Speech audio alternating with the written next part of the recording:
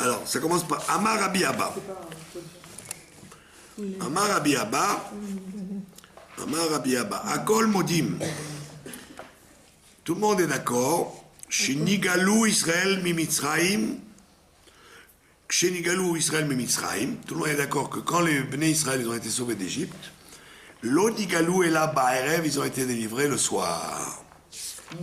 Comme ça, il dit que c'est sûr, tout le monde est d'accord que les Bnei Israël ont été délivrés le soir. La sortie d'Égypte, la délivrance a eu lieu le soir. Alors c'est très intéressant parce que chaque fois qu'il y a écrit tout le monde est d'accord, c'est que personne n'est d'accord. On dit toujours ça. Tout le monde est d'accord pour dire moi je vous dis que c'est comme ça, mais en vérité vous n'allez pas être d'accord avec moi. D'accord?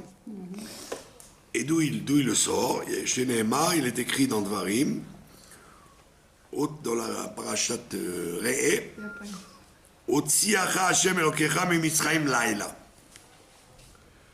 Dieu t'a fait sortir d'Égypte la nuit. Alors voilà, c'est la nuit. Ukshei Yatsu. Donc ils ont été délivrés la nuit, mais quand ils sont sortis, c'était le jour. D'accord? Donc la nuit, le pharaon, il a autorisé. Voilà, il a autorisé, il a dit, allez, ça y est, vous êtes libre, je n'ai plus de pouvoir sur vous. Mais quand est-ce qu'ils sont sortis concrètement? Ben, c'était le jour. Chez Nehemar, comme c'est écrit dans Bamidbar là-bas, Mimachorat à Pessah, le lendemain du Pessah, ils sont sortis les Juifs, Beyad Rama, avec une main haute. Voilà ce que dit Rabbi Abba. La délivrance a eu lieu la nuit et la sortie a eu lieu le jour. D'accord? Alors il dit Alma nechleku. Sur quoi discute-t-il? Sur quoi discute-t-il? Il discute sur la fameuse histoire du Sha'at Achipazon. Il discute sur l'heure de l'empressement. Il y a eu un chipazon, c'est-à-dire une excitation, une précipitation. Et sur l'heure de la précipitation, c'est là qu'on discute. D'accord? Pourquoi? Parce qu'il y a écrit, des Rabbi Eliazar ben Azaria, il pense, Maï chipazon. Il dit la précipitation de qui c'était? Qui c'est qui était précipité? Qui c'est qui était empressé dans l'affaire? Il dit Chipazon de Mitzraïm. Lui il dit Rabbi Elazar ben Azaria, qui est-ce qui était pressé? Ben, c'était les Égyptiens, ils étaient pressés de les voir partir. Puisqu'il écrit Bechipazon, vous êtes sortis Bechipazon. Mais de qui le Chipazon? Rabbi Elazar ben Azaria dit le Chipazon des Égyptiens. De les voir déguerpir au plus vite. D'accord? Parce qu'ils ont dit maintenant vous nous apportez des malheurs, on a trop souffert avec vous, sortez d'ici. Mais Rabbi Akiva, ça va, Rabbi Akiva, qu'est-ce qu'il pense lui? Je suis pas d'accord avec Rabbi Elazar ben Azaria, il dit non, Maï Chipazon, c'était le Chipazon d'Israël. Qui c'est qui était pressé de partir? Ben, c'est Israël. Bien sûr. D'accord? Donc c'est une marloquette sur le sujet du Chipazon. Le Midrash, il dit autrement, lui, c'était le Chipazon de la Shrina. C'était la Shrina qui était pressée. D'accord? Shrina, elle voulait se dépêcher.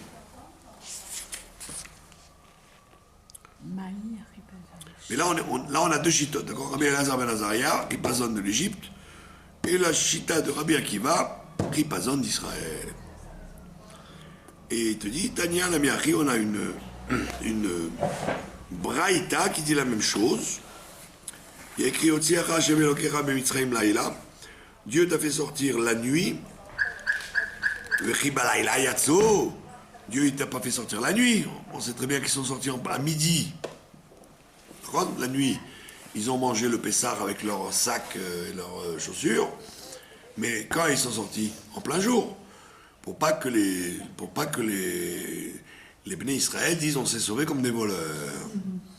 Donc ils ont dit à Pharaon, on reste là, c'est nous qui décidons quand on part, pas toi qui nous impose. Donc ils sont restés, après le Pessah, ils ont mangé, de minuit jusqu'au matin, ils ont fini le Pessah, après ils ont pris leurs affaires et ils sont partis à midi boule. Devant tout le monde, ça veut dire. Donc qu'est-ce que tu me dis la nuit? Et il dit la nuit. Ve'alo lo yatsu el abayom, ils sont sortis qu'en journée.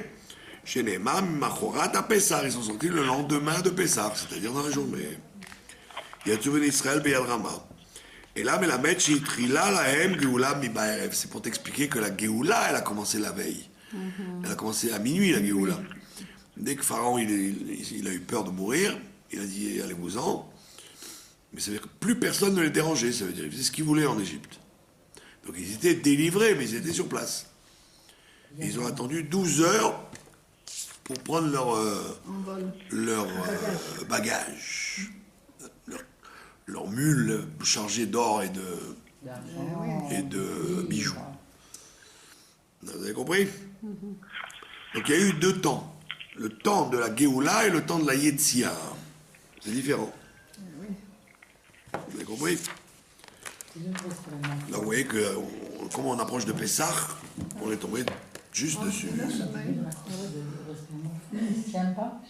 D'accord? Combien de temps ils ont mis pour arriver en Israël? C'est marqué. Ils devaient mettre 11 jours. Ah, au départ. Ils ont mis plusieurs jours pour arriver au Sinaï. Une fois qu'ils ont reçu la Torah, ils devaient mettre 11 jours pour arriver en Israël. Mais comme ils ont fait les ouaves avec les explorateurs, donc ils sont restés 40 ans à faire le tour. Mais là, on parle de avant. On parle de la nuit de Pessah jusqu'à minuit. Minuit, Pharaon, il sort, parce qu'il y a les premiers-nés qui meurent. D'accord? Donc il leur dit allez-vous-en, allez-vous-en. On part quand nous on veut. Et ils sont partis le lendemain à midi. Comme il y a écrit, Etsem Mayom Hazeh. En plein jour. En plein jour, c'est-à-dire à midi boule. Quand il n'y a personne qui dort pour ne pas les voir.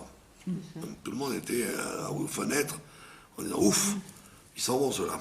Vous avez compris? Maintenant, donc la Haggadah continue en disant Daberna beozne aham. Dieu il a dit parle s'il te plaît aux oreilles du peuple. S'il te plaît. C'est quoi parle s'il te plaît aux oreilles du peuple? Il a dit à Moshe, demande-leur de prendre l'or et l'argent et les robes. D'accord? Demande-leur s'il te plaît. Comme ça il a dit le bon Dieu à Moshe. Amar de Rabbi Yanaï.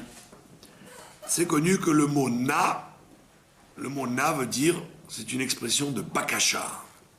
Na, ça veut dire s'il te plaît. Même en hébreu moderne, d'accord? Na, ça veut dire s'il vous plaît. D'accord? D'accord? Il ne faut pas se tromper avec le mot na qui veut dire quelque chose qui n'est pas bien cuit. Pas bien cuit, ça s'appelle na. Ah bon? Ça s'écrit comment à la fin? Pareil. Pareil. Na, ça veut dire pas bien cuit. On dit ça sur le Corban Pessah. Il ne faut pas le manger na. Il ne faut pas le manger. Il faut le manger vraiment grillé. Voilà. Entre cru et entre grillé. Ah oui, même en arabe marocain, on dit nez. Nez, ça veut dire pas cuit. Pas cuit. C'est pas cuit. Ah, En c'est pas arabe, mal. on dit ney. Ah ben voilà. Ouais, c'est vrai. Waouh. Donc, et ça veut dire que c'est ni c'est bon parce que c'est cru, ni c'est bon parce que c'est cuit. C'est entre les deux. C'est pas bon. Et il y a une explication qui dit quand on fait le Hallel, par contre, on dit Oshiana. On répète plusieurs fois Atzlichana, Oshiana, etc. Alors on explique que Oshia, Sauve, pas seulement s'il te plaît. Sauve les gens qui sont entre deux chaises. Et Oshiana, c'est sauve nous qui sommes. On est entre deux chaises. On est Ni là, ni là. ni là ni là. On est pour toi, ni on est contre toi. Donc ça veut dire que Dieu il dit je m'occupe pas de ces gens-là, ils sont pas engagés comme il faut vis-à-vis de moi. Alors on dit non, Oshiana, délivre les gens qui sont na. Atzlicha na. Aide les gens qui sont entre deux chaises. D'accord? Puisque si tu es vraiment sérieux, il n'y a aucune raison que Dieu ne t'aide pas. Il n'y a aucune raison qu'il ne te sauve pas. Alors pourquoi tu as besoin de demander? C'est parce que justement tu n'es pas comme il faut. Tu crois et tu crois pas. Tu fais et tu fais pas. D'accord? Comme il dit le Rashi, on est des katne amana. On croit sans croire. Donc c'est exactement l'histoire du mot na. Mais ici, là, ça veut dire na de la Shon Bakasha. Alors évidemment, on va poser la question. Il s'agit de prendre l'or et l'argent et les bijoux et les robes des Égyptiens. Tu as besoin de leur dire, Dieu a besoin de dire à Moshe, demande-leur s'il te plaît. Ça veut dire s'il te plaît. Ça veut dire que c'est très dur pour Moshe de leur demander. Si tu demandes s'il te plaît, c'est que c'est pas sûr. Sinon, tu leur aurais dit ah tiens, j'ai oublié, demande-leur qu'ils n'oublient pas de prendre l'or avec eux. Ils demandent-leur s'il te plaît, qu'ils n'oublient pas de prendre l'or et l'or. Pourquoi tu dis s'il te plaît? C'est évident que les Égyptiens, ils disent allez-vous-en. Ils sont prêts à tout donner. Ils sont même prêts à donner leur chemise. Donc, ça a besoin de dire s'il te plaît. C'est une bonne question, non? Pourquoi Dieu il a dit d'Aberna? Parle, s'il te plaît, aux oreilles d'Israël. D'accord? Alors, le Midrash, il dit Amarlo Akadosh Baruch Hu le Moshe, Dieu il a dit Bevakasha mimcha, je te demande quelque chose de difficile. L'air est mort la haine, dis-leur Bevakasha mikem, s'il vous plaît, Sha'alum em Israël kle chesef kle zahav, exigez, demandez des Égyptiens des objets en argent et en or. Pourquoi? Chez l'Oyomar Oto Tzadik, pour que le Oto Tzadik, c'est-à-dire le fameux Tzadik qui s'appelle Abraham Avinu, ils disent pas Va vadum veinu otam, quand tu m'as promis à la Brit Ben Abetarim de les rendre esclaves et de les faire souffrir, ça qui aime ça il a respecté. Il les a fait souffrir comme il faut. Mais ce que tu m'as dit après, tu m'as promis, mais après ça, ils sortiront avec un grand réchouche, un grand butin. L'eau qui aime, ça, il ne l'a pas accompli. D'accord? Ils avaient déjà pris, non? Ils n'avaient rien pris encore. Dans la nuit des... Non, dans la nuit obscure, ils ont repéré les endroits pour que si les Égyptiens leur disent nous, on n'a rien, non, on peut rien vous donner. Et à droite, en rentrant, il y a un vase en or. À gauche, il y a. Vous voyez qu'il y a au fond, j'ai vu la garde-robe de ta femme, bourrée de robes. Allez hop, ne me raconte pas qu'il n'y a pas. Donc lui il dit parce que donc d'après ce pshat là, c'est qu'il fallait que Abraham Avinu ils disent pas attends, les mauvaises choses tu leur as fait, mais les bonnes choses tu leur as pas fait. Donc il dit s'il te plaît demande-leur.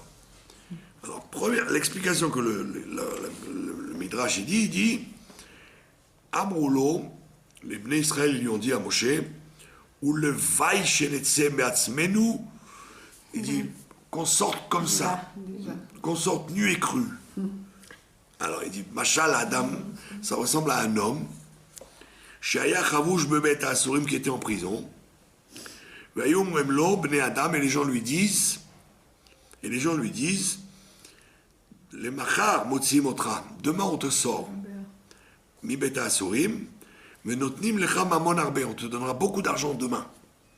Qu'est-ce qu'il leur répond?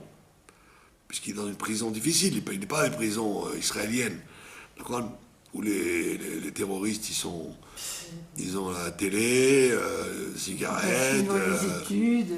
la bière, d'accord, d'accord, Les études aussi. des Ouais, études. les études. On ne parle pas des prisons d'aujourd'hui bidons, quoi. On parle comme il est Pollard, dans les quartiers de haute sécurité, où ils sont... on parle d'une prison où tu as peur, quoi. Ça te fait peur d'être là-bas. Alors, il dit, si c'est comme ça, quelqu'un lui dit, tu sais, sors demain et tu auras beaucoup d'argent. Il dit, laisse-moi tranquille de l'argent, laisse-moi sortir maintenant, je veux pas de l'argent de demain. Maintenant, donne-moi le départ maintenant. Donc c'est ce que Midrash y répond. Il te dit, les Bnei Israël, ils auraient pu répondre, on veut pas d'argent d'or, laisse-nous qu'on s'en aille d'ici. D'accord? Sans rien. Aujourd'hui, sans rien, plutôt que demain avec quelque chose. Mais cette réponse du Midrash, elle ne tient pas tellement la route. Puisqu'on a vu maintenant, juste avant, que le soir déjà, ils étaient tranquilles. Donc ils pouvaient dire, mais non, on nous embête pas. Donc on peut très bien frapper aux portes et dire, donnez-nous tout ce que vous voulez. Il n'y a aucune raison qu'ils disent, on sort tout de suite et demain, plutôt que demain, puisqu'il n'y a plus de souffrance. Ils sont plus en prison, ils sont libres. Donc la vraie réponse, elle est donnée par les Baalei Moussar. Les Baalei Moussar, ils disent que dans la mentalité humaine, il y a ce qu'on appelle une mentalité d'esclave. Il y a des gens qui ont une mentalité d'esclave. Il y a des gens qui ont une mentalité d'homme libre, et il y a des gens qui ont une mentalité d'esclave. Quelqu'un qui a une mentalité d'esclave, même s'il est libre, il a peur de son maître. Il a peur de son maître. Il a encore peur. Il a encore peur de son maître. Il est traumatisé par les coups qu'il a pris. Et c'est la raison pour laquelle ils ont eu peur devant la mer Rouge. Parce que dans la mer Rouge, il y était plusieurs millions. Et les Égyptiens, ils étaient quelques centaines de chevaliers. Donc, de quoi tu as peur? Quoi tu as peur? Vous êtes des millions, avec des armes. Ils viennent avec des chevaux, alors qu'ils viennent. Même si ils arrivent à en tuer quelques-uns parmi nous, c'est sûr qu'on va gagner, parce qu'on est des millions contre eux. Non, ils avaient peur des maîtres. Les maîtres qui sont là. Donc c'est une mentalité psychologique d'aliénation au maître. C'est très important parce qu'on voit qu'effectivement, il y a des gens dans la vie qui sont comme ça. Des gens qui sont libres, c'est-à-dire, ils n'ont pas besoin qu'on soit derrière eux pour faire ce qu'il faut faire. Et il y a des gens qui ne peuvent faire quelque chose que s'ils sont regardés et commandés. Un patron, c'est qui un patron? C'est quelqu'un qui met la poubelle, même s'il il met le sac poubelle dans la poubelle, même s'il n'y a personne qui le regarde. Alors, il y en a qui disent, oh, je m'en fiche, quelqu'un mettra la poubelle à ma place. Donc le patron, il n'a pas besoin de quelqu'un sur sa tête, il est indépendant pour faire marcher la boîte. Alors qu'il y a des gens qui ont une mentalité d'esclave. C'est-à-dire, comme l'enfant à l'école, si le maître il tourne le dos, ils font des oeuvres, ou tout simplement, on peut le dire devant les auditeurs, les gens qui nous regardent, la plupart des Noirs et des Arabes dans le monde sont des mentalités d'esclaves. C'est-à-dire, ils ne sont pas capables de générer quelque chose pour de vivre dans la démocratie, quoi. Si tu les tiens pas, tu les serres pas très durement, ils cassent tout. Pas comme les Européens croient que non, les pauvres ils sont mal, Oui. on leur donne pas ce qu'il faut. Comment se fait-il que les Yougoslaves, les Italiens, les Portugais qui sont arrivés en France pendant des années, ils n'ont jamais cassé les voitures, alors qu'ici en Occident, tous les musulmans, entre guillemets, quand ils sont énervés, ils cassent des voitures. Oh, et vous avez déjà vu un pays arabe ou un pays noir qui est démocratique, vous? Ça n'existe pas. Au Maroc, et la police du Maroc, elle n'arrête pas de prendre des gens et les exterminer. Alors ils ont demandé au roi, comment tu fais comme ça? Il a dit, ben moi je sais comment ça marche, les Arabes. Ah oui, bien sûr. Le roi du Maroc, il a dit ça. Et voilà. Il dit, mais moi je sais très bien comment les Arabes fonctionnent. Donc, ça marche à la baguette. Ben, la preuve, c'est que c'est grâce à la dictature du Maroc que ça marche. Et en Égypte, quand ils ont voulu faire la démocratie, ben, etc., etc., etc. Et les grands soutiens des démocrates, des Koweïtiens, tous les pays riches, ben, allez voir s'il y a de la liberté là-bas. À part les touristes qu'on laisse tranquilles, les gens sont des esclaves. Donc, entre eux, ils savent, les Arabes et les Noirs, ils savent comment ça marche.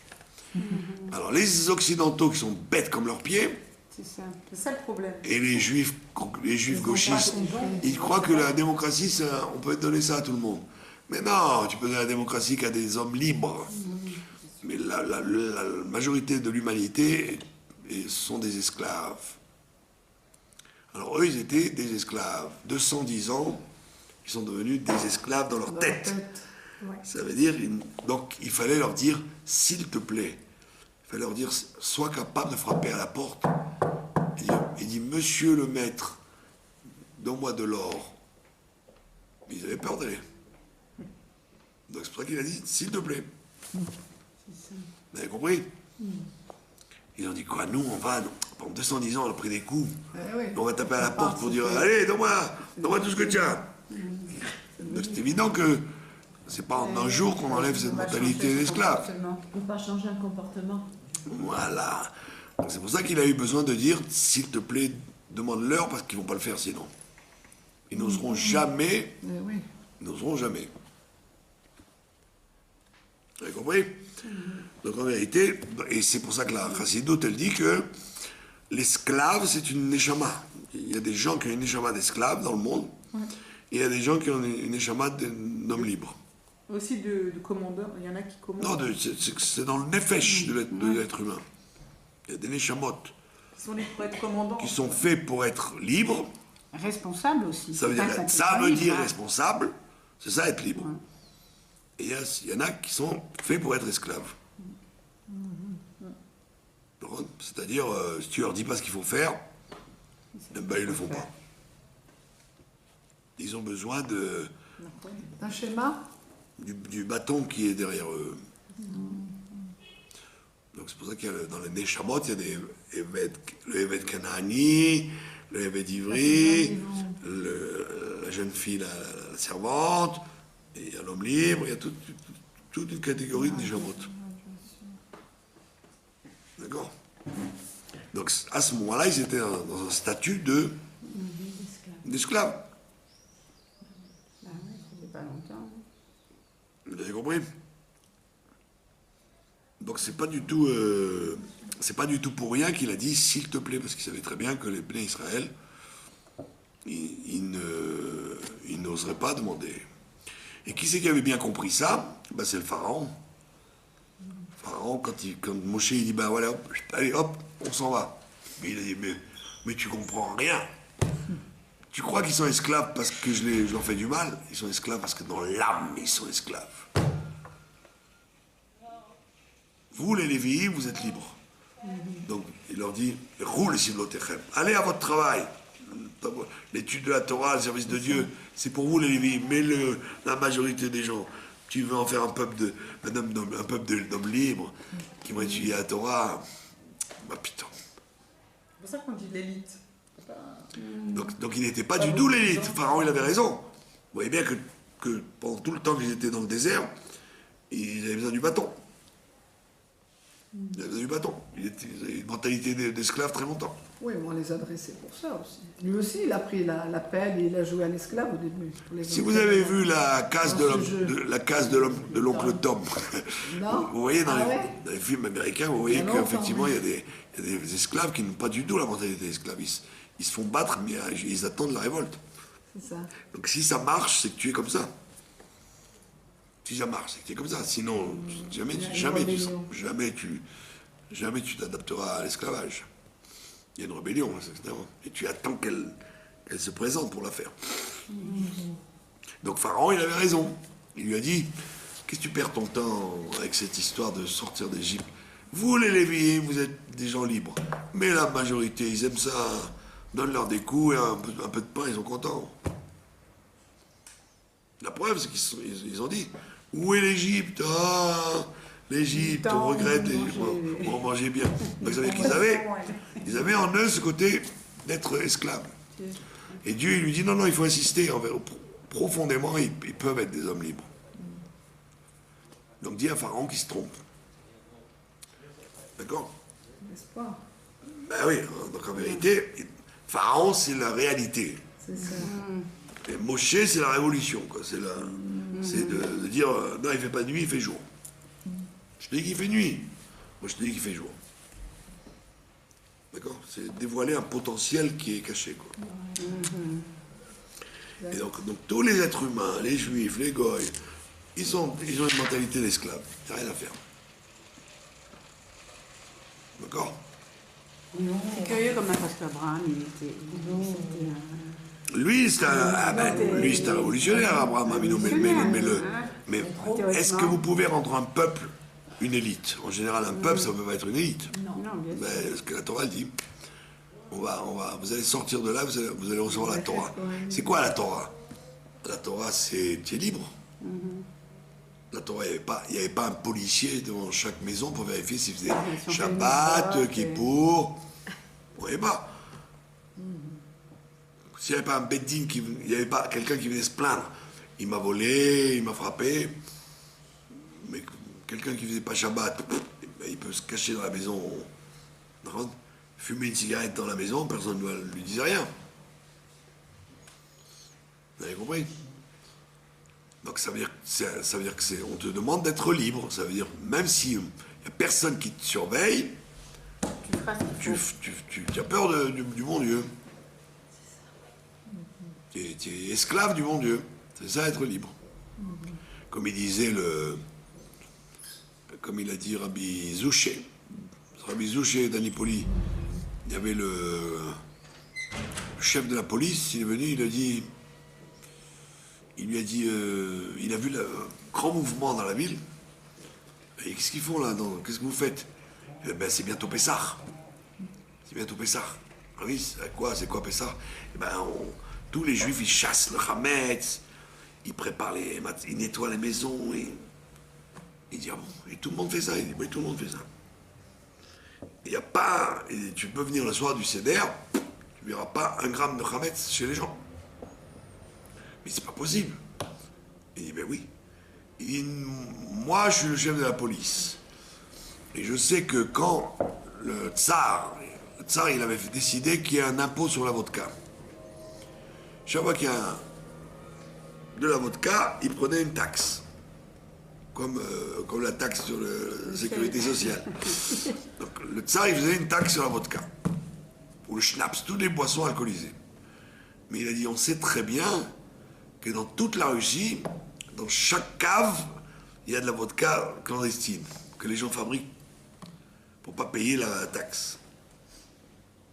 Et si on ne fera pas toutes les maisons, dans chaque cave, on va trouver des barils cachés. Donc ça veut dire que nous qui menaçons les gens de les envoyer en Sibérie, des condamnés à mort et tout, les gens en cachette, ils font quand même la vodka. Et vous, les Bnei Israël, personne ne vous contrôle et tu veux me faire quoi? Vous faites attention à chaque détail de Pessah. Il a dit oui, c'est ça. C'est ça la différence entre nous et vous. Nous, on allait de Marseille, on prenait des extraits à Ventimille pour faire du pastis. Vous avez compris la nuance, c'est que l'âme Israël, même si on vérifie pas ce qu'il fait dans sa maison, tu peux être tranquille qu'à Pessah, ils vont tout enlever. Pourquoi? Parce qu'ils ont la conscience que Dieu demande ça. Alors que la loi des Goïm, la loi du roi, quoi, en général, tant qu'on peut essayer de la détourner, on va la détourner. Donc c'est ce qu'on appelle, c'est ça, être un homme libre. Un homme libre, c'est quelqu'un qui fait quelque chose qu'il doit faire, même si il n'y a pas une surveillance derrière lui, même si personne ne l'observe. Hors la loi, quoi, la guide. Pardon? Hors la loi. Non, à four, au contraire. Il respecte la loi de la Torah, même s'il n'y a personne qui va le contrôler. Regardez, vous allez dans les magasins jusqu'à Pessah, vous allez voir même des femmes qui n'ont rien sur la tête, qui n'ont pas la tête couverte, ou qui ont pantalon. Elles vont toutes regarder si c'est cachère le Pessah, cachère le Pessah, cachère le Pessah. Et c'est pas pour faire plaisir aux... Parce que c'est comme ça. Ma pitom ne fait rentrer du Hametz dans la maison. Même des femmes qui n'ont pas l'air orthodoxes. Ouais, c'est ça. Voilà, regardez depuis maintenant dans tous les magasins, tous les gens ils regardent, c'est cachère le Pessah, c'est cachère le Pessah, c'est cachère le Pessah. Ça veut dire, et pourtant il n'y a personne qui les observe. Ouais. Donc c'est ce qu'il a dit, mon cher Rabbeinu. Il a dit, je suis obligé de vous demander parce que je sais que vous n'êtes pas encore en état d'être libre. Donc si je ne vous demande pas, s'il te plaît, vous ne le ferez pas. Vous avez compris? C'est intéressant ou pas? Tout à fait. Voilà. Après, j'ai une question par rapport au Shabbat. Il n'y a pas l'histoire après du coupeur de bois, là? Pardon. L'histoire du coupeur de bois après, là, quand ils étaient dans le... Le Mekoshe Jetsim, qu'est-ce qu'il a fait? Il a transgressé le Shabbat et il a été lapidé, non? Je sais pas quoi. Mais oui, parce qu'il a fait devant tout le monde exprès pour être lapidé, pour être... Il a fait eh oui, volontairement. il a fait volontairement pour montrer, parce que les gens croyaient, en vérité, ça c'est, on n'est pas là parce qu'on ne parle pas de ça, mais disons, en passant, les gens croyaient que les mitzvot, on les a reçus dans le désert, mais c'était pour Israël. Marquez ce que vous devez faire, hein, marquez. Alors en Israël, vous mangerez kasher, vous ferez Shabbat, vous ferez Kippour, nanana. Pour l'instant, C'est pas la priorité. c'est pas la priorité. La preuve, c'est quand dans le désert, ils faisaient pas la shrita, sauf pour les corbanotes. Quand ils voulaient manger de la viande, ils faisaient, comme on dit en français, pisser le sang. Ils enfonçaient un glaive dans l'arrière de la bête. Ça s'appelle nechira, ils faisaient pas shrita. Donc c'est taref, ils mangeaient quelque chose d'interdit. Et il n'y a qu'en Eretz Israël qu'on a exigé, pas seulement pour les corbanotes, mais pour la viande des choulines, la viande chol, de faire shrita. Donc ils ont dit, toutes les mitzvot, c'est pas pour maintenant. On nous les donne maintenant. Marquez, Faut les apprendre. mais en Israël, vous commencerez. Et Moshe il dit, oh non, pas le Shabbat. Shabbat, c'est maintenant, tout de suite. Ils ont dit, ouais, ça va. Alors lui, il a fait exprès pour être condamné à mort, pour que les gens disent, ah c'est vrai, alors c'est sérieux. Il s'est sacrifié. Il s'est sacrifié. Incroyable. Le Tzlofrad, Le père des trois filles. le papa qui a transgressé Shabbat, qui a rassemblé du bois pour être condamné à mort. On dit qu'il a fait Mishirut Nefesh. Ah oui. Et Hachem, qu'est-ce qu'il a dit? Ils l'ont condamné à mort, mais on dit qu'il l'aurait fait pour donner l'exemple. Donc on voit bien que... Aujourd'hui, ils s'en fichent. Hein. Qui donc? Les gens? Machallah. Bon, parce qu'aujourd'hui on est en galoute. Celui qui n'a pas qui a pas eu le srout d'apprendre ce que c'est le Shabbat, etc. Pourquoi voulez-vous qu'il fasse Shabbat? C'est un peu bizarre. Tu peux comprendre que on va pas au travail, mais pourquoi tu m'empêches d'aller à la plage, tu m'empêches d'aller de conduire? Quel rapport? Je me repose Shabbat. C'est une question de chinour. Moi, je me rappelle à Paris, quand le mouvement de la Tchouva a commencé, on nous prenait pour des fous. Je disais, mais quoi, le frigidaire? Mais est-ce qu'il y avait un frigidaire au temps de Moshe Rabbeinu allez leur expliquer comment la halakha s'est formée. Et puis même quand j'appuie sur un bouton, quel rapport? Ça ne me fatigue pas, c'est pas un travail. Quel rapport avec les 39 travaux, d'accord? Avec Avec le téléphone, maintenant les gens ils se rendent de plus en plus compte qu'ils sont dans un enfer pendant toute la semaine et que dans les entreprises, j'ai entendu qu'il y a des entreprises qui ont réservé quelques heures par semaine où tout le monde est obligé de couper les téléphones et les SMS et les emails parce qu'ils se sont rendus compte Mais que bien les gens sûr. étaient esclaves de Bien ça. sûr, bien sûr. Nous, grâce à Shabbat, on se rend compte de ça depuis longtemps. Quoi. Voilà. Que ça fait du bien un jour où on arrête tout ça, on sort Voilà. de lui et... Mais moi, 7 jours par semaine, C'est le Gan Eden. 7 jours par semaine, je fais Shabbat. Ouais. Ni téléphone, ni SMS, ni... Eh oui, c'est sûr. Et là maintenant, depuis que je suis en deuil, même les informations, je suis désintoxiqué de tout ce qui se passe. Ah là là, ouais. Le monde peut s'écrouler, je ne sais pas ce qui se passe. Et mon fils me raconte, puisque lui c'est son boulot de faire ça, ils vendent l'information. Il me dit, il n'y a rien. Il n'y a rien. Il n'y a rien, que des bêtises. C'est ça. Elle est gentille avec vous alors. Non, il n'y a que des bêtises, que des bêtises. Une dame qui est tombée de la fenêtre, des faits divers, quoi, qu'est-ce qu'on peut faire? Du vin. De la politique, des élections. Les combien de votes, mots. les élections, oh là là. Moi j'ai pas envie. En réalité, il n'y a rien du tout. Oh là là. C'est ça. Donc si tu te déconnectes, tu te rends compte qu'en réalité, comme tu Vous étais là. allez me dire quoi Tu respires. Tu respirais Ouais, en je- Suisse. Pourquoi je suis obligée? Moi je suis obligée de rien, moi. Et je Voilà, suis donc pas- revenons à nous. Qui me paye et À après, nos je suis moutons. obligée. Je suis pas obligée moi de rien, moi. Revenons à nos moutons. Non, c'est pas. Non, parce que ça, ils disent que Bah ça. ouais, je suis obligée, Ils disent que là, euh. mon visage est Je suis coupé. obligée C'est de- pas grave. C'est pour ta voix, tu vas me dire, ouais, d'accord. On y va. Alors, il y a écrit Vayashilum. D'accord. Vayashilum. Alors, Vayashilum, c'est un peu ambigu, cette formule. Vayashilum, ça veut dire ils ont emprunté. D'accord. Ils ont emprunté. D'ailleurs, chez nous. Ouais. Yashil, ça vient du mot lishol. Ah oui. Alors, Vayashilum, ils ont emprunté. Donc, c'est un mot un peu ambigu. Alors, il y en a qui disent ils ont emprunté, ça veut dire qu'ils ont fait croire aux Égyptiens Qu'ils allaient rendre. qu'ils allaient, Ah oui. ils allaient amener ça au Sinaï, puis ils allaient le rendre. Revenir. Ah ouais. Alors, ça, c'est Ah un ouais. problème. Ouais, ceux qui Oui, disent parce que les ça, paroles. voilà, ceux qui disent ça, ils disent qu'en vérité, c'est Moshe Rabbeinu qui leur a donné la permission de raconter des blagues. Ah bon. C'était Horacha. Il a dans la nevoie, il a eu l'autorisation de blaguer. De leur dire non, non, on vous le rend. Hein. Mais il y a Ils une savaient autre- qu'ils n'étaient pas capables de lui leur dire. Voilà. Mais il y a une autre explication qui dit non. Ben, c'est L'ishol. L'ishol, ça veut dire demander. Poser une question. Non, demander comment on appelle ça? Demander sans payer.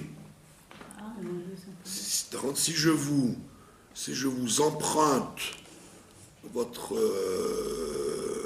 machine à laver, d'accord, si je la paye, ça s'appelle louer. Si je paye, donc vous dites, tu payes 100 shekels, ça s'appelle que je l'ai loué. Mais si je dis rendez-moi service, prêtez-la moi, eh ben, ça s'appelle l'ishol, tu me l'as prêté. Tu me l'as prêté, ça veut dire que j'ai emprunté le service Sans payer. sans payer. Je dois la rendre. Non, Non. non, le service, je ne peux plus le rendre. Ah, j'ai profité du service. J'ai profité du service, je demande un service, ça veut dire. Donc quand je suis Shoel, je profite d'un service.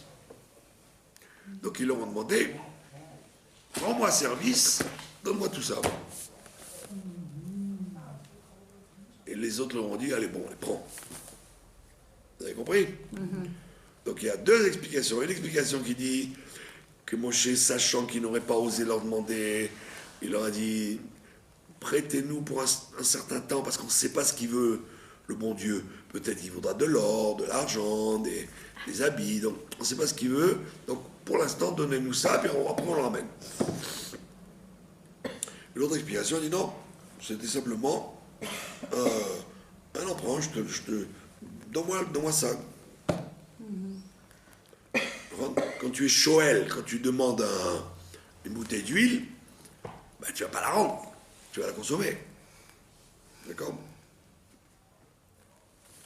Donc ils ont dit, ils ont emprunté, ils ont demandé. Amar Abiyami Melamed Shilum Beal Kocham. Lui, il te dit, carrément, ça t'enseigne qu'ils ont emprunté par force. Oui, ils n'avaient pas le choix. Il leur a dit, donne-moi ça. Ça. Mais j'ai pas envie. Donne-moi ça, je te dis. Force. Et ils l'ont donné par force. Ils ont emprunté par force. D'accord? C'est comme, d'ailleurs c'est interdit. Il y a écrit qu'un rave, par exemple, ou quelqu'un, un personnage important, il n'a pas droit de demander parce que les gens auront honte de lui dire non. Et donc il ne doit pas utiliser son pouvoir ou son respect en sachant que les gens ne pourront pas dire non. Alors, tu vas chez quelqu'un et tu dis tiens, prête-moi ce livre, il me plaît beaucoup, j'ai besoin je te le rends après. La personne elle a peur de se fâcher, elle a peur de que tu le prennes mal, elle dit bon, elle est d'accord. Mais en réalité, elle le prête à contre-cœur. Donc si tu sais que la personne va se croire obligée parce qu'elle a honte, tu n'as pas le droit de le faire. Tu ne dois pas demander. Oui, il y en a beaucoup qui disent que c'est de l'éducation. Mais en fait, c'est pas. Il y a plein de gens qui font ça. C'est une mauvaise éducation. Non, il y a plein de gens qui font ça. Ils spéculent sur l'amitié ou sur la... Ah, tu veux pas me le prêter? Bon, d'accord, alors garde-le. Alors, il vous met les boules comme ça, vous voyez. Bon, allez, bon, prends-le. Ouais. Donc, si tu sais que la personne, elle ne veut pas te prêter, n'utilise pas ton influence. Aussi bien les parents par rapport aux enfants, que les voisins par rapport à la famille, etc. Il ne faut jamais mettre les gens dans l'embarras. Donc, c'est-à-dire qu'eux, ils les ont mis dans l'embarras. Ils leur ont dit, allez, prête-moi ces bijoux-là, j'ai besoin. Mais j'ai pas envie. Allez. Ils étaient mal à l'aise, ils avaient peur, donc ils ont dit, allez, prends. Donc il dit, par force, c'était des emprunts par force. Il y en a qui disent, Be'al Kocham de Misraïm. Alors, première explication, Be'al Kocham de eux, comme on a dit tout à l'heure, ils se sont forcés à demander. Et deuxième explication, ils ont forcé les Égyptiens à leur prêter. D'accord? Be'al Kocham de Israël. Mande Amar Be'al Kocham de Misraïm. Ceux qui disent que c'était pour a forcé les Égyptiens, il dit pourquoi? Parce qu'il y a écrit Unevad Baït Chalek Shalal. Dans les Tehillim, il y a écrit. La beauté de la maison servira de butin. Donc ils sont servis comme un butin. C'est-à-dire, ils ont dit, allez, donne-moi ça, tac, tac, tac, ils ont raflé ce qu'il y avait. Donc c'est-à-dire, malgré les Égyptiens. Et celui qui dit que c'était les Israélites étaient forcés, il dit pourquoi? Parce qu'il y a écrit Veye Natzlu et Mitzraïm, ils ont comment on dit ils ont Profiter. plus que ça, mais Natzlu, ils ont vidé. Ils ont vidé l'Égypte. Veye Natzlu et Mitzraïm. Ils ont Nitzul, ils ont été Tama. Donc ça veut dire Tama, les gens qui profitent. Ouais. Tamaout, en arabe on dit. Tama. Vous avez compris?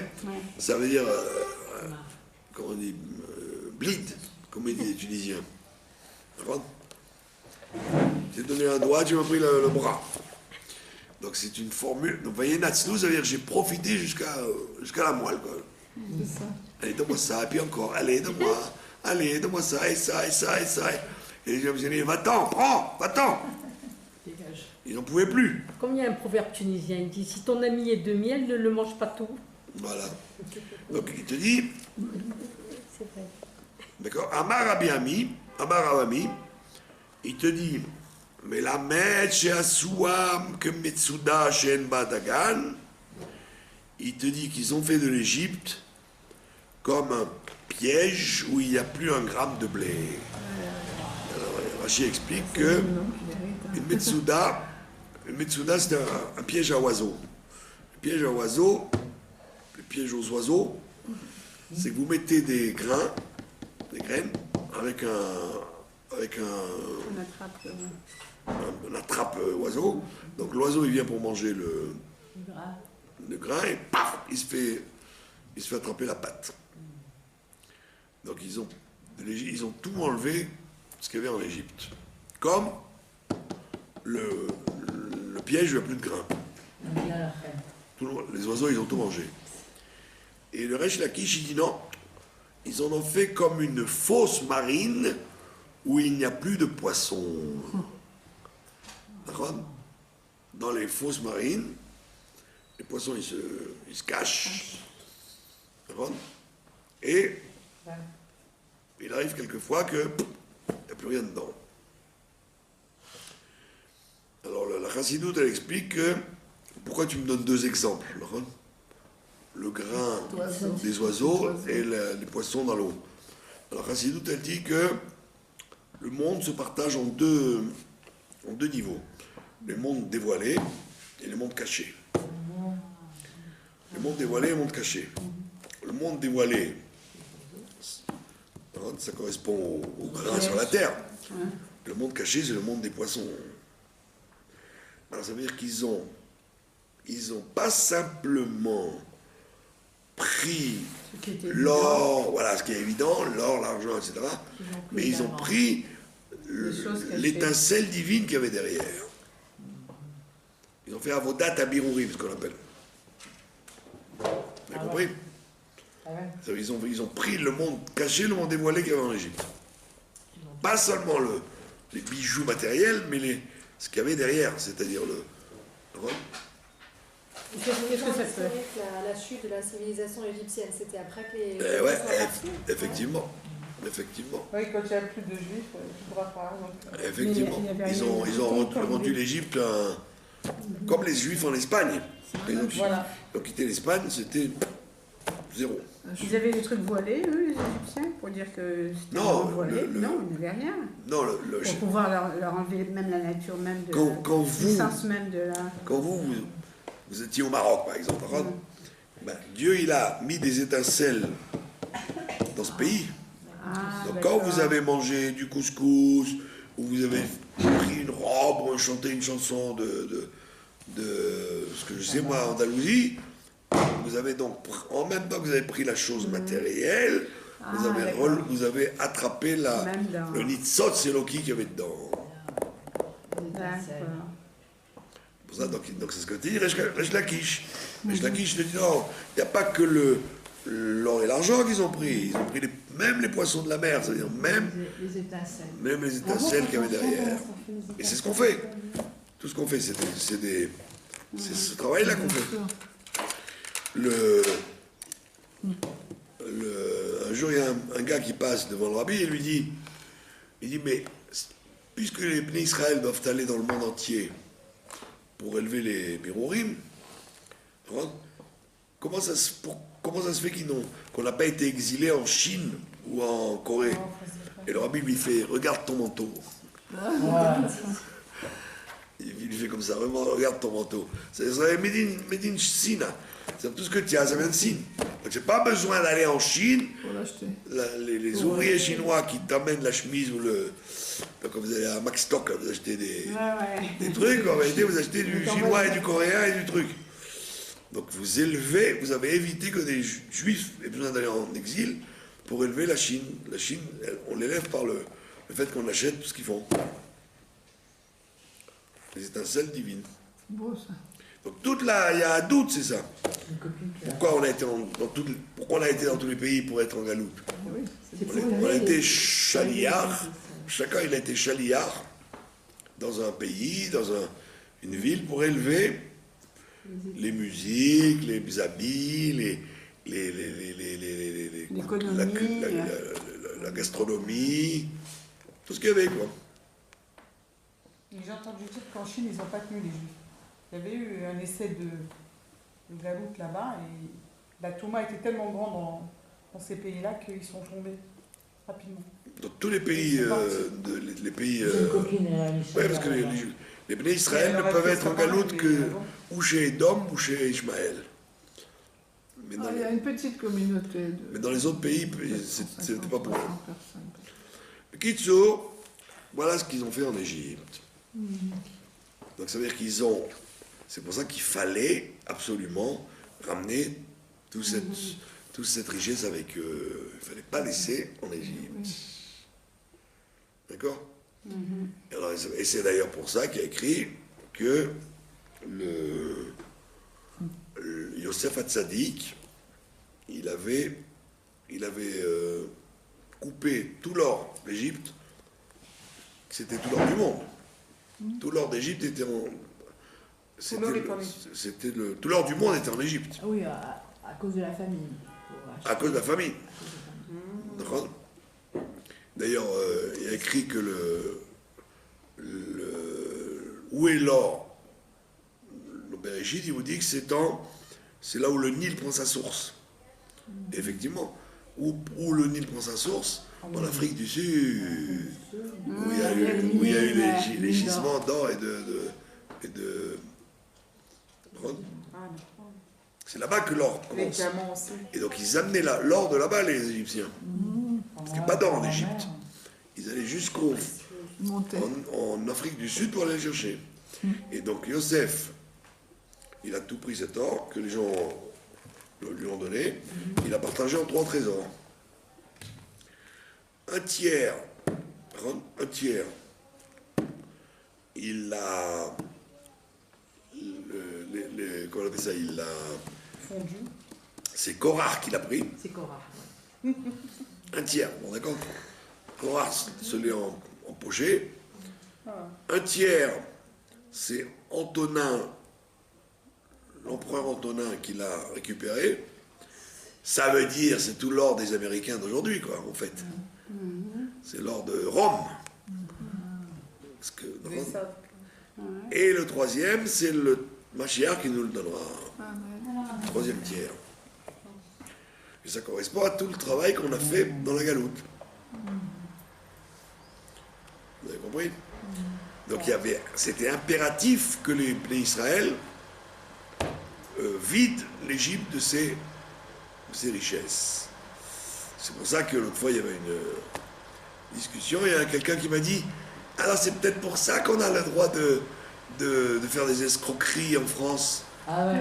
Quoi? Comme ça on récupère les richesses de l'Europe. Et je lui dis où c'est que tu as vu qu'on avait le droit de faire de la Kabbalah avec du vol. L'escroquerie. Oui, il dit peut-être qu'on a le droit de La fin justifie les la moyens. fin justifie les moyens.